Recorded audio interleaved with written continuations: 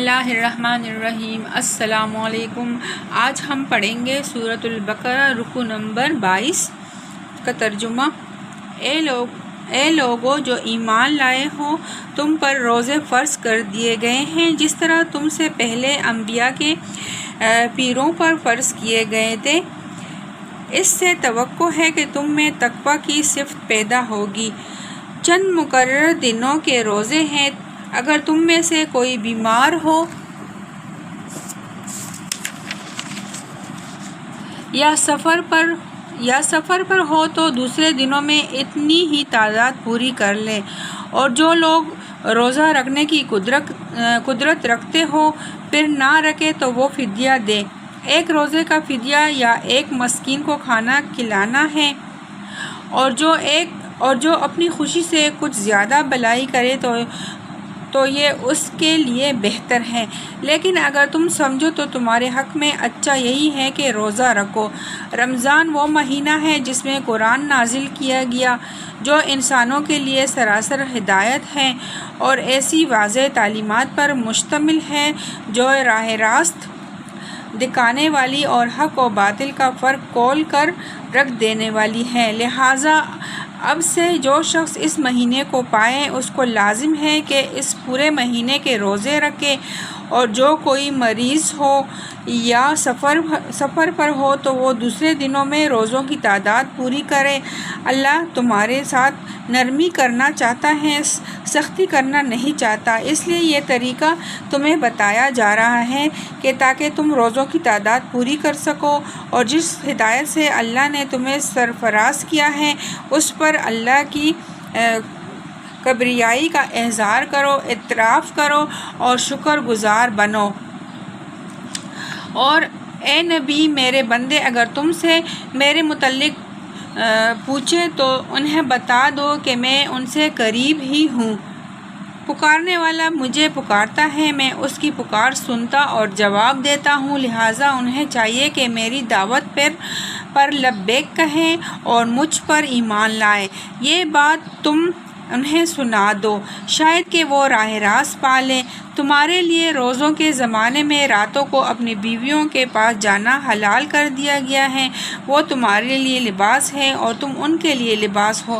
اللہ کو معلوم ہو گیا کہ تم لوگ چپکے چپکے اپنے آپ سے خیانت کر رہے تھے، مگر اس نے تمہارا قصور معاف کر دیا اور تم سے درگزر فرمایا۔ تم اپنی بیویوں کے ساتھ شب باشی کرو، اور جو لطف اللہ نے تمہارے لیے جائز کر دیا ہے اسے حاصل کرو۔ نیز راتوں کو کھاؤ پیو یہاں تک کہ تم کو سیاہی شب کی دہاڑی سے سفیدہ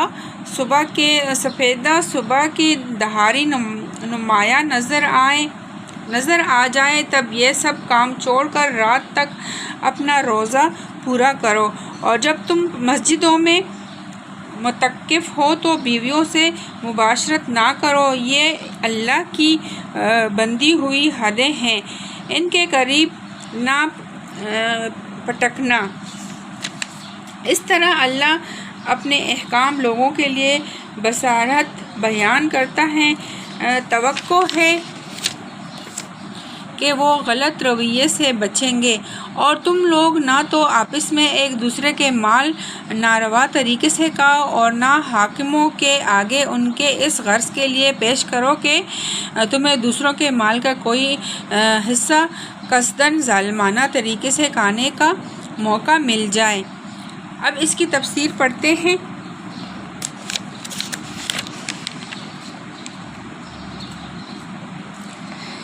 اسلام کے اکثر احکام کی طرح روزے کی فرضیت بھی بتدریج عائد کی گئی۔ نبی صلی اللہ علیہ وآلہ وسلم نے ابتدا میں مسلمانوں کو صرف ہر مہینے 3 دن کے روزے رکھنے کی ہدایت فرمائی تھی، مگر یہ روزے فرض نہ تھے۔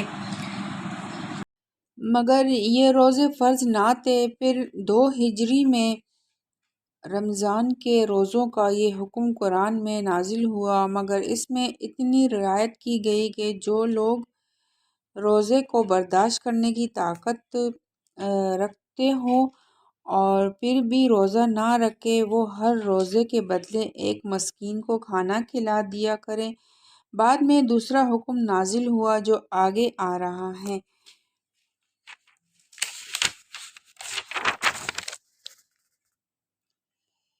اس آیت کا ایک مفہوم تو یہ ہے کہ حاکموں کی رشوت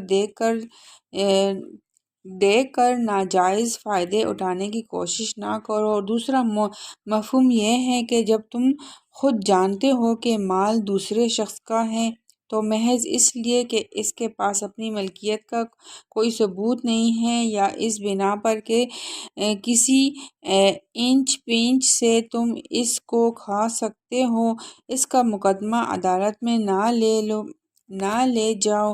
ہو سکتا ہے کہ حاکم عدالت رودے داد مقدمہ کے لحاظ سے وہ مال تم کو دلوا دے، مگر وہ تمہارا جائز مال نہ ہوگا۔